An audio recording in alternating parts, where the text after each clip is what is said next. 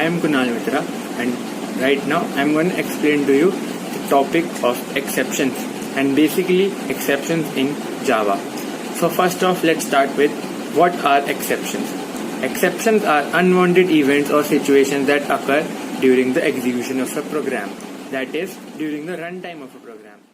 Now let us see an example that will make us understand the exceptions better.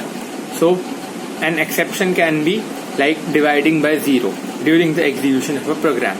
So here is an example. So here when we run this program and this line is called, so the constructor will be called and it will divide by 0 as c is equal to a by b. So this will cause an exception and the program will stop and show you a message that an exception has occurred, namely arithmetic exception in this case. Now we must learn to handle exceptions or the program will end abruptly.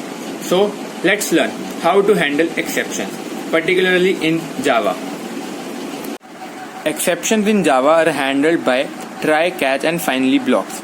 So let us understand the execution of these. Now when the example constructor is called, the try block code is run, and if the exceptions occur in this code of this type, then it is caught and the program does not end and this code is run of the catch block. And now after running of the catch block code, the finally block code is run. So if the try block, if there is no exception in try block, then the catch block code does not run, but finally is always run. So if we run this, if the exception occurs, then we go to this block and exception is caught in this object. So and after this finally is called.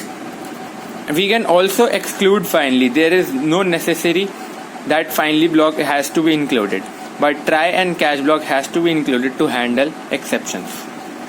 Now let us understand more of exceptions through an example which we did before but modified now. So when the A class's constructor is called, then the catch try block is run, and as you know it gives an arithmetic exception, so it is caught and this exception is printed due to this call. So now you understand how this code is run through an example. There are two types of exceptions in Java: checked and unchecked. Checked exceptions are those which are checked at compile time, and if there is a possibility in your code that a checked exception can occur, the compiler won't allow you to run the code until and unless either you handle them or you throw the exception using the throws keyword. So let us see with an example what it means.